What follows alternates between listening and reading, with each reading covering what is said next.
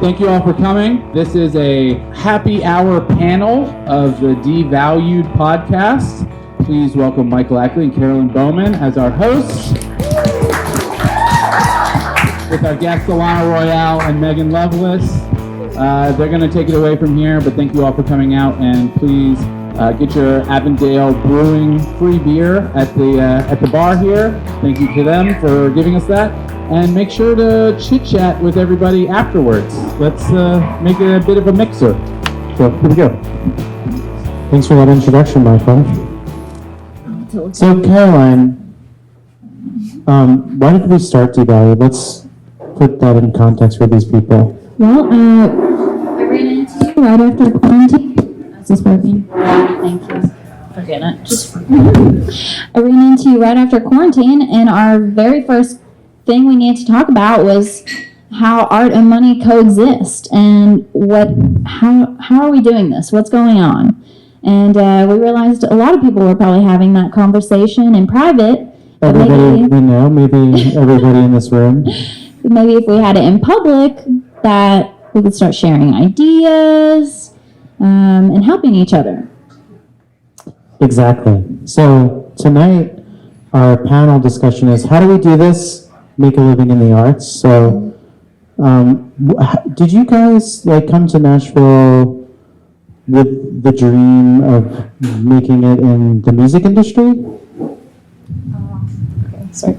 I went to college for music business, but I definitely have been interested in the label side of things for a long time. And that was kind of always my goal, was to be A&R for the record label. That was the big dream. So that is kind of what I do now. So yeah, that was the dream. What do you do now specifically? So I do marketing and project management for Third Man Records and booking for our venue, the Blue Room. And I also run my own small side label called To-Go Records. What about you? Did you come here? Yeah, applaud for that woman. Hey everyone, my name is Alanna Royale. So I'm an artist. I live here in town, and I did not move here to actually be an entertainer or a songwriter in any way, shape, or form, because if this is like a safe space, where I can be honest. Yes. Yes. For real, because that's not a very strong response, y'all. Yes. Okay. When one person's like yes, you're like no. So a lot of people in Nashville don't know this. It does kind of follow me around, but when I was younger, I actually was in a production deal with these two men who produced all the Coheed and Cambria records, and I was in a very well-known mall punk band.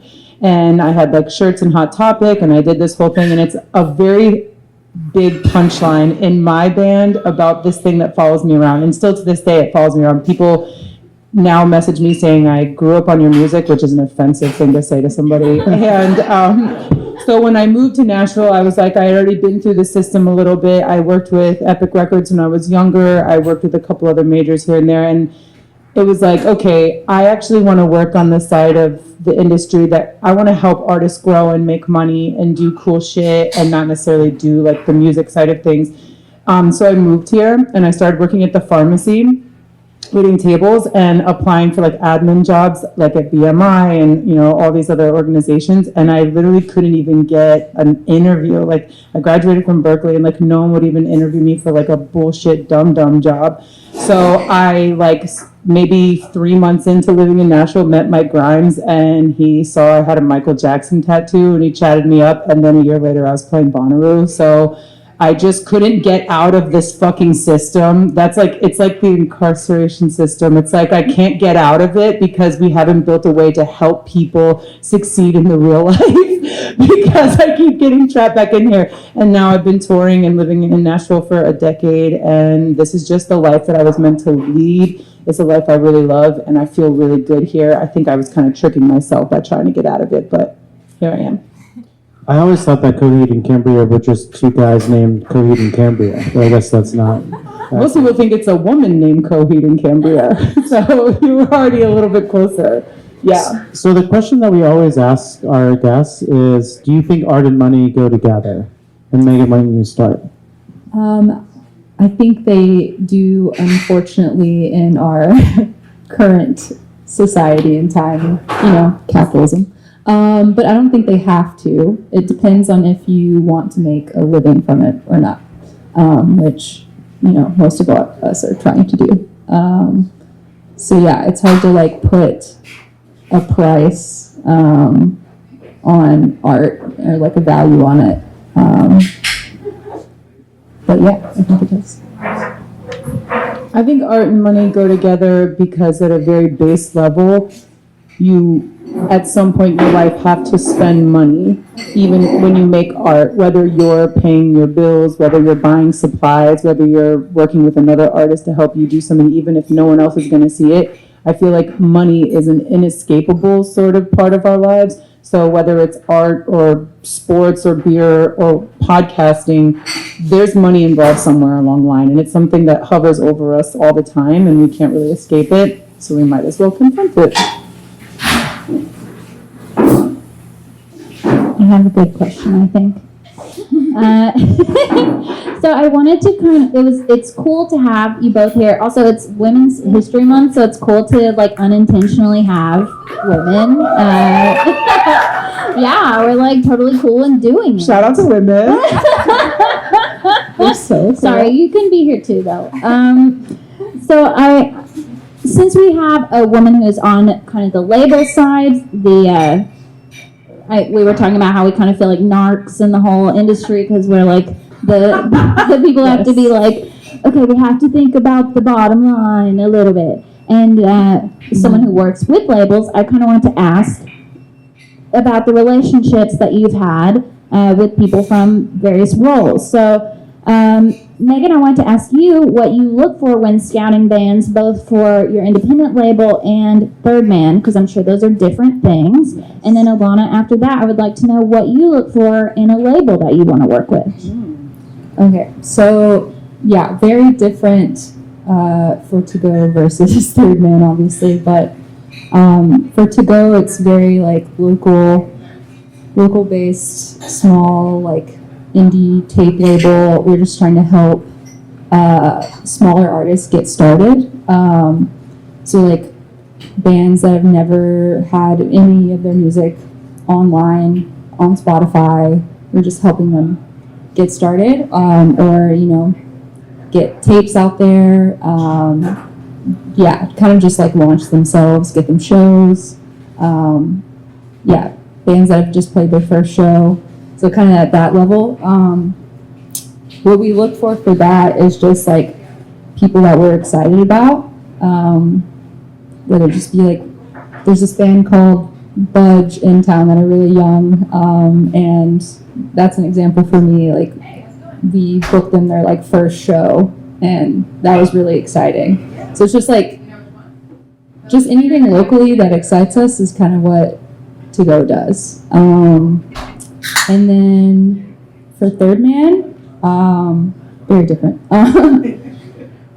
So it varies at different levels, but obviously we have a very distinct like brand.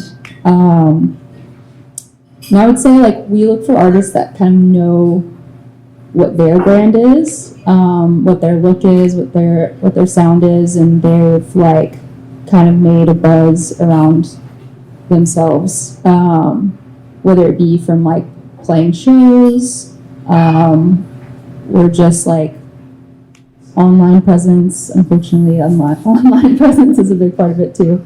And I mean, I think being excited about something that still plays a big part in like what we sign for Third Man as well. A lot of like seeing bands live and being just wowed by them, that's kind of a big part of it. I will say that the first band I ever signed, the Paranoids, definitely. The way that I signed them was they just sent me a video of them playing live in their studio, and it was like during the pandemic.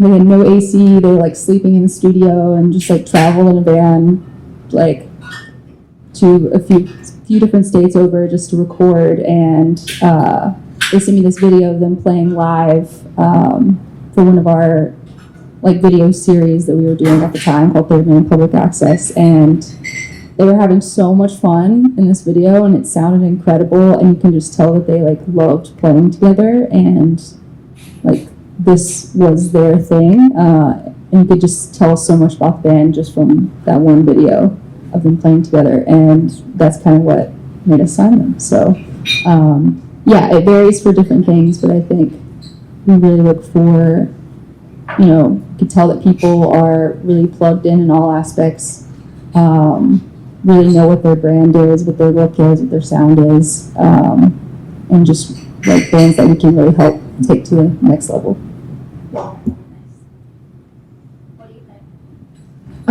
So over my years of being an artist, I've worked with a couple different labels, and you know, I've had a really valuable experience working with multiple labels because everybody runs things a little bit differently. I've worked with like super small indies to like bigger indies, and major labels when I was much younger. And now I'm at a point in my career, especially because the internet has changed everything so much, that I've really had to decide for myself, where do I feel I'm lacking? Where do I feel I need resources? And being an artist and really having an honest conversation with yourself about where you feel you need help, where you will accept help, where you will even admit where the help is, that's a hard conversation. I think that's like a first step. And so I recommend to anyone who wants to work with a label to like really audit yourself and like really have a hard look about what you're doing and like, why do you want to work with a label?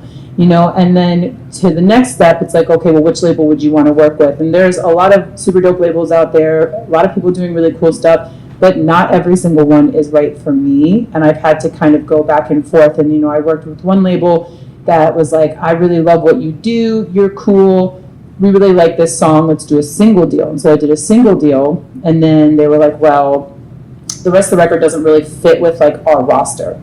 Okay, I've had another label be like, this is a super dope record, we love you, but we just signed another artist that's in a very similar vein as you, and we're like dumping all these resources so we can't bring another artist, and it's going to kind of like cut into like what they do.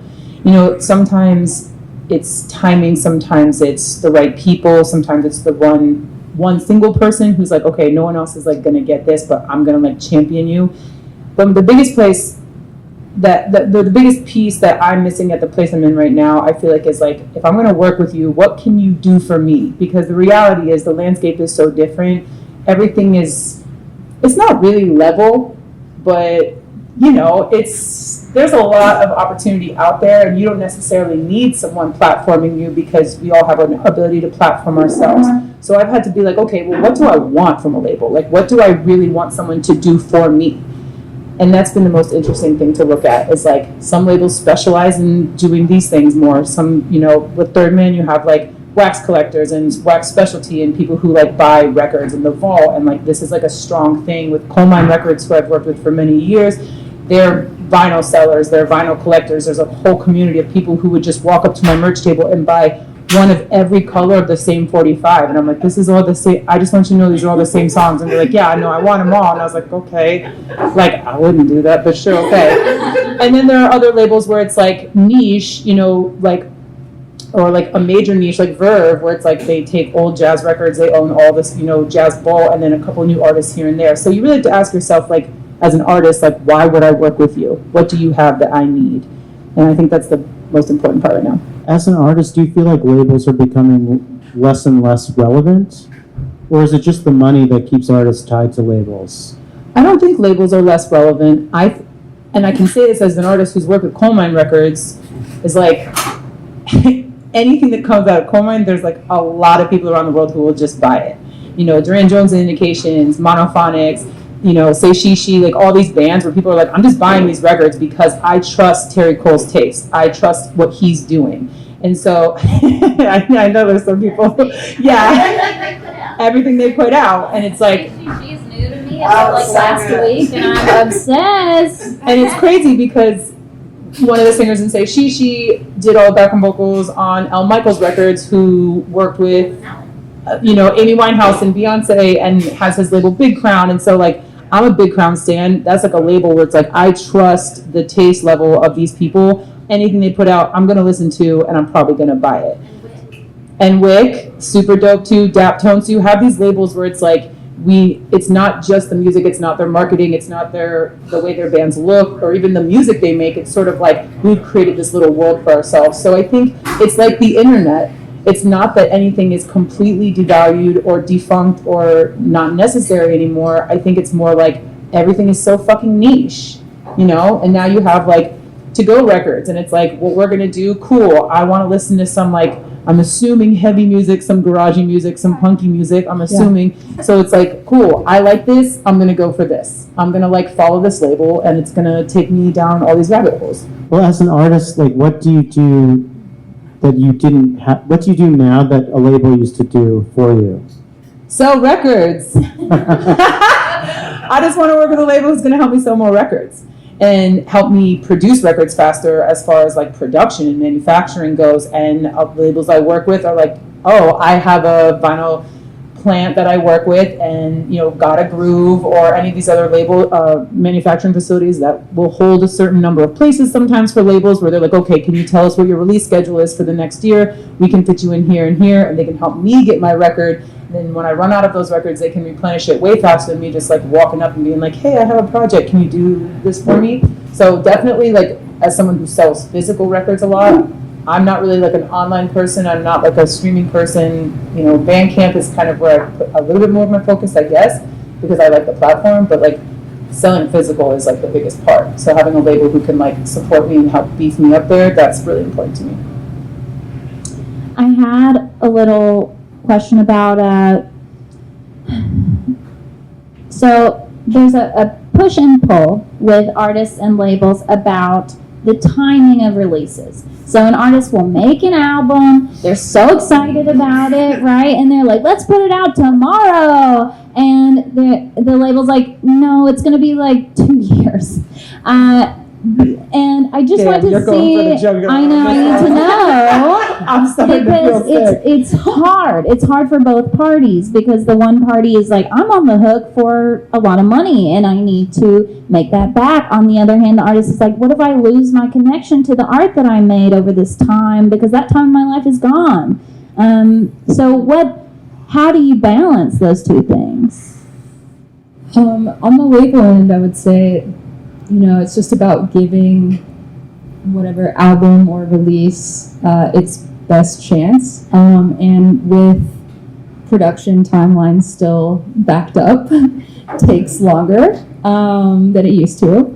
I think we're still at like at least 6-7 months to turn a release around. And in that time, you really want to make sure that everything is planned and like every realm has been thought of for this release, like to give it its best chance. So it's like, yes, I get the wanting to release it immediately because it's like your art right now. But in order to like give it its best chance, I still think that, we're unfortunately tied to these timelines.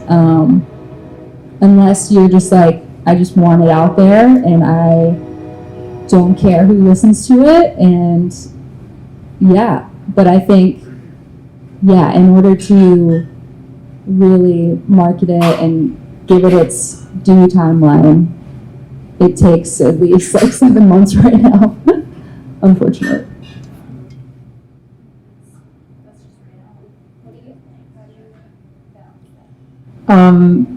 So she's doing this to me. She's making me talk about this because this super talented woman is finishing the art, design, and layout for my next record currently, and we're like literally wrapping it up right now, and the record is not coming out tomorrow. And I started it in January 2020. So let that fucking sink in for a second. I woke up on New Year's Day like, this is my year. I'm about to make the album of my life, January 2020, and then I fucking Thelma and Louise run off the cliff, but I was alone.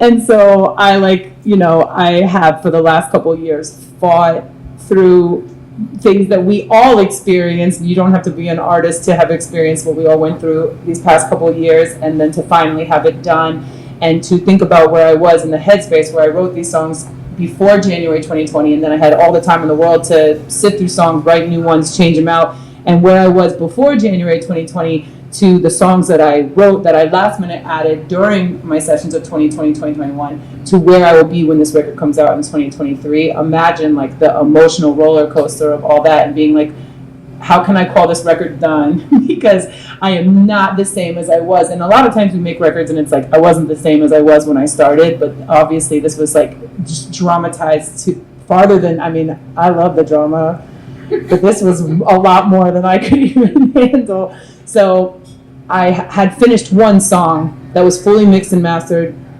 before I'd finished recording the rest of my record. And I was just sitting in my house in the pandemic being like, when this is over, whatever that looks like, I don't have anything to like show for it, because there was so much talk from fucking all these music journalists like we should all be making the best art of our lives, like musicians and artists should be coming out of this like fully like with a fucking brand new catalog and all this and that. But when everything shut down, my mom, who lives in New York, also fucking was diagnosed with cancer. So I wasn't really in a headspace where I was going to make the best work of my life. I was just trying to fucking survive and like make sure that I was like getting up and going for a walk every day, because I was really struggling. So I had one song finished and I was like, I just got to put it out, because I'm not putting anything out. Like I'm just sitting at home doing nothing. And, people on my side just kept being like, you should wait, you should wait. No one is doing anything right now. You should really wait. And I waited, and then I got signed, and I had an amazing run with this one song. And I was like, oh, dope. Now people can hear this song, and now they know what's coming on my record. And I don't have to put this record out right now. I can take my time finishing it, not feel the stress and panic of like having to have an album when this thing is over or whatever. And that timeline really hurt. It sucked. And now I listen to my record and I'm just like, wow, it's really a mind fuck where I started versus where I am now. But sometimes it's necessary, especially as an artist, to inform where you go next. You make something, sometimes you turn it off and you don't go back to it for a while. And then you go back, you revisit it, you work through it, and then it really takes you to a new place when you start your next project. And I think there's something to finishing something and putting it out right away. But I think it's okay to come to terms with like giving something some time and letting it live its full life for real. So you would recommend letting the single breathe for any amount of time before the full album?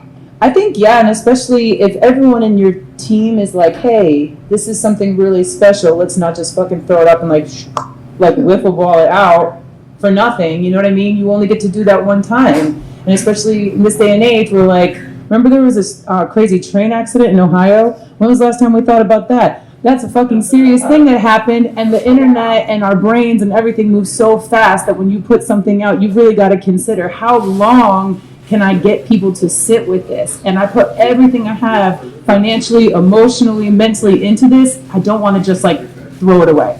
Everything deserves its time, because you worked really fucking hard to do this thing. You fought incredible odds to make something. So you deserve the time. Let it marinate. Don't be afraid to let it sit. You mentioned the word team, which is a weird word. I think that a lot of artists don't resonate with teams, because they're like, I'm making this creative stuff on my own, and they only think about the creativity. But everybody needs like people around them that are going to do the stuff that artists don't do. So what advice would you give to artists that don't have a team, let's say? Well, first of all, yeah, I would say first of all, how do you build a team? Well, first you go to therapy to work through, I'm serious, because this world will make you think that you should be able to do everything on your own. And this world will make you feel shame that you need people. And every single person in this room needed someone today to do a basic thing in their life. You know what I mean? So a team doesn't have to be a manager, a label, a lawyer, your fucking publisher. Like, that doesn't have to be a team. This woman I would consider part of my team because she's someone who has been behind me and has said things to me that have made me feel like super validated and energized me to push forward. You know, my brother is part of my team. He goes to law school. He doesn't give a fuck about the music industry, but he gives a fuck about me. He's part of my team.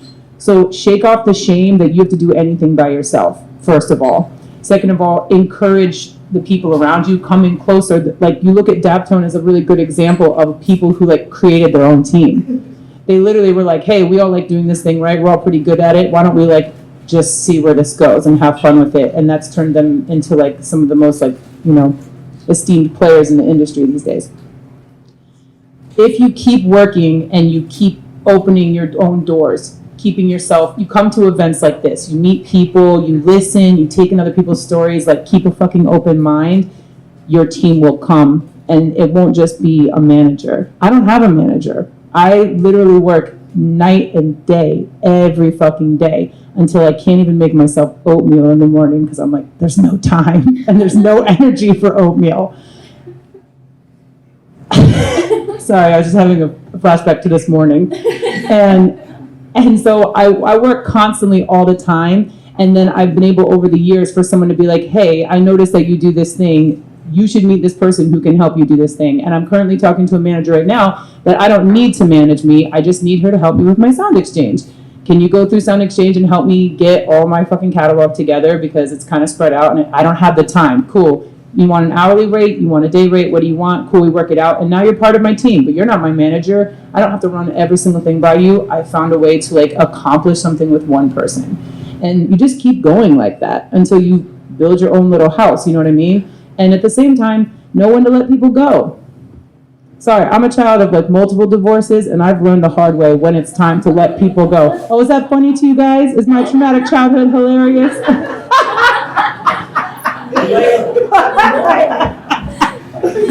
I've had to learn when to let people go. And when you're building a team, you have to know that too. It's not personal. It's just like, you know, Blacklisted is one of my favorite hardcore bands, and they have a record called When People Grow, People Go. And that's so true. It's no diss. It's just like, hey, we've done our thing. You know, I'm sure you've parted ways with artists where it's like this. There's no beef here. It's just like you're in this place and I'm in this place, and we're going to keep going. No one to bring people in and no one to let them go.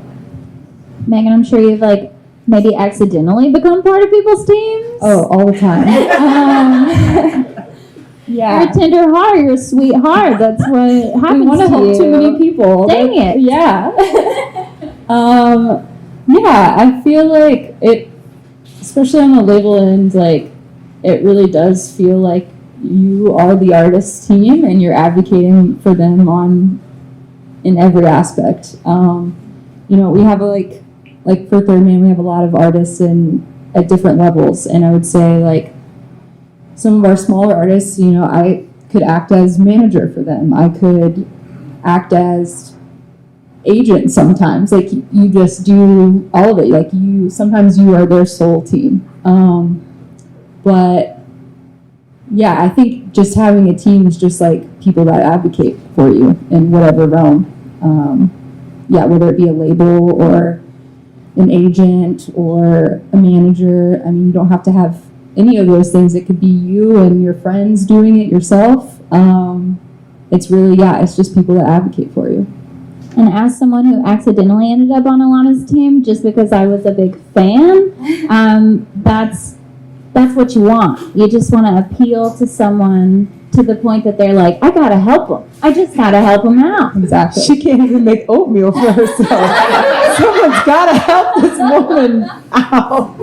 Well, while we're on the topic, I wanted to ask what the role of community has been for both of you in your journeys through the industry. It's a hard one. Yeah, I mean, I feel like the Nashville like DIY community is like my family. Like I could go to any show in town and just know that I'm gonna know people and have friends there and like people I trust, which is the best feeling. Are there particular venues that you feel? Are there particular venues that you think are like your home base? Yeah, Dark Matter, of course. I also run a venue, which has become my home. I live at the Blue Room. Yeah, and I just feel like, yeah, those people become your family, your community, the people you're seeing shows with, or helping out in the music industry. They just, yeah, they become your community. I feel very supported by everyone in the music scene. I feel like Nashville is so special in that way that like people want to support you here, especially like at the very like DIY level. Just like booking shows for the past like 5 years. Yeah, I feel like it becomes really homey here. You get to know a lot of the same people that are regular showgoers. Hard for dating and good for networking. Yes, hard for dating for sure. Relatable. Yeah, it very much feels like family here. Like I feel like, so for instance, I'm putting out a music magazine in a week that is a look at Nashville's music scene. What's it called? It's called INOXIA. How do people get it? It has a release show at the Blue Room next Friday. Yes, March 10th. And you can buy a copy then if you want to have a copy. They're very limited copies. How much are the copies? They are $20. Wow. Wow, the plug. The plug. You can also pre-set, like you can pre-sale it. You can Venmo me $20. You know, we could do that too. Anyway, yeah, that magazine is a look at Nashville's DIY music scene from 2021 through 2022, and I did another one that was a look at 2018 before that. So this is a second issue. But yeah, I feel like that's an example of like, that is a look at my community, my version of Nashville, and how like much it feels like family and how supportive it is, and yeah. Alanna, do you feel supported by the local music community here? I do. I really do. I actually feel strongly supported outside of the music community here. I'm a very passionate person when it comes to local politics, queer rights, trans rights.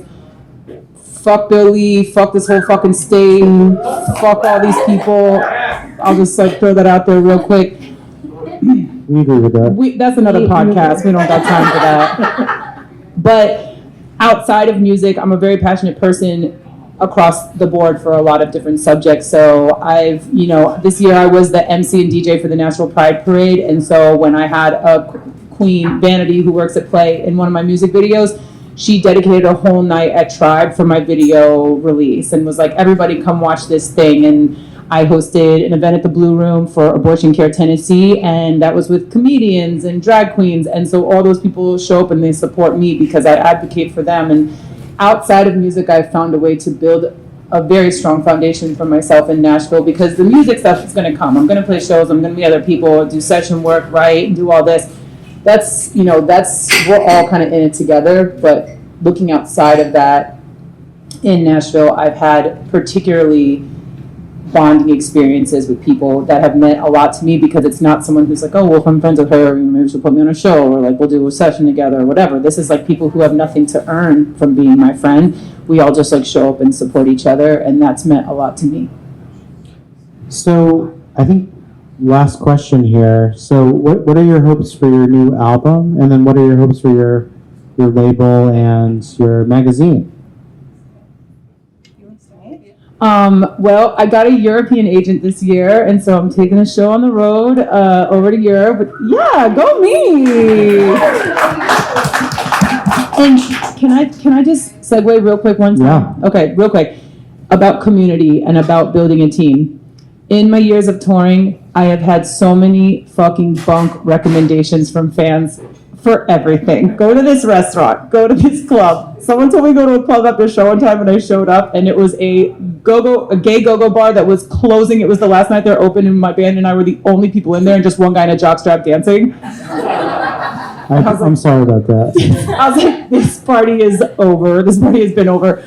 So fans all the time are like, oh, you gotta do this and this and blah, blah, whatever. And it's usually like, okay, and I say thank you, and sometimes I explore it and sometimes I don't. I had a guy from Paris reach out to me who had bought my record, and he was like, you gotta come to Paris and play. And I was like, I will, but I was like, I really don't wanna go without an agent. Like, I can go without an agent, but I really don't want to. I need someone to like protect my ass while I'm over there. And he said, oh, well, I work in a music club in Paris, and I know an agent, and I can hook you up. And I was like, sure, bro. Cannot wait to see this fucking, like, dude in fucking Groucho Marx, like, costume. Like, hello. That was my French accent. I don't know. So, They say bonjour over there. oh, yeah. So, I was like, cool, let them know that my contact is out there in the world. They can email me. And then I get an email from this agent, and I know exactly who they are. It's an excellent European agency, and they were the first agency to bring the Dap Kings and Neil Francis and all these other amazing artists to Europe for the first time. And they were like, we already thought you had representation over here. We would love to work with you. Boom, you're going over in June and July. It's done. And I was like, holy shit, one time it actually fucking worked? This is better than the one-man go-go dancing party. So I will say, like, leave no stone unturned. You never know what fucking crazy adventure. A lot of times it's going to be bonk, but there are people out there who are connected, who do want the best for you. They love you. They love your art. They love you as a person, and everybody wants to see you succeed. You know what I mean? So go for that. As far as my new record goes, I think my biggest goal is I've set some pretty high creative endeavors for myself with this record. I'm doing stuff that I've never done before. That's not just music. Accompanied pieces, visual, orchestrated moments. So like there are a lot of things that I was like, this is the only way I want to do this. And if I do this, this is where it's got to go. And that's what I said to you before. I've told enough people my plan. I actually told my label over a video meeting, I want to do this video where X, X, and X happens. And they literally laughed, and they were like, if anyone can do this, you could do this. I have no idea how the fuck you're going to make this happen. And I was like, dope, I want to do it. So I want to feel fulfilled at the end of the day. I want to say, this is how I want it to be presented. This is what I want people to take away. And this is how I'm not going to settle for anything else. That's my biggest goal, is for myself to walk away from this project feeling really fucking satisfied. It's awesome. Thank you. Yeah, wait, the question was, what are we excited for, right? I'm like, I've lost it. Yeah, okay. Yeah, so label-wise, I feel like with To-Go, we've been doing these discovery nights at the Blue Room, of course, because I like to just cross-promote everything, yeah. And we do those every couple months, and I feel like those have been really special to me, and just having like 3 smaller local artists that we choose every 2 months to play and just like highlight, to just draw more attention to them, and those always feel very like community driven and hopeful for me for the Nashville music scene. So I'm really excited about continuing those. We have another one in April. April 27th, I'm remembering now. There's just a bunch of dates just jumbled up in here. Other than that, yeah, To-Go kind of took a break from releases for a second because we were just promoting shows for a while. But I think, we're still looking for like other local artists this year to work with, and hoping something cool comes our way. So just putting that out there. And then with Third Man, so many things. We have a huge year coming this year, and I can't give away any secrets. But yeah, it's going to be fun, and I'm doing a South by showcase in a couple weeks for Third Man that I put together 20 bands in 2 days. And it has a lot of our upcoming projects on it, and I won't say which ones. But yeah, I'm really excited for that. A lot of cool bands that I get to work with this year, and I'm really excited. Yeah. Thank y'all so much for talking with us. Thank you guys for listening. Thank you. I say one more thing? I'm so sorry. I just want to say one more thing. Shoot your fucking shot. Shoot your shot every chance you get. No matter what you're doing in your life, open your fucking mouth and say something. Because I don't know if y'all know who Prince Paul is, but he's one of my favorite producers of all time. He produced De La Soul's 3 Feet High and Rising. He's like one of the most iconic people in hip hop culture. I DM'd Prince Paul and he wrote me back and he gave me his address and I sent him my record with a t-shirt and everything. And I wrote him like a letter inside this package and he wrote me back a whole fucking long letter to me about what it meant to him to receive such a special thing from me. And we talk on the regular now. Listen, y'all probably don't have the level of charisma that I have or the looks, but shoot your shot at all times because Prince Paul is my internet friend now, and if I can do it, you can do it. Thank you so much. Have an Avondale beer, please. They're free, so just have one. Thanks for listening, and we'll see you on the internet. Bye.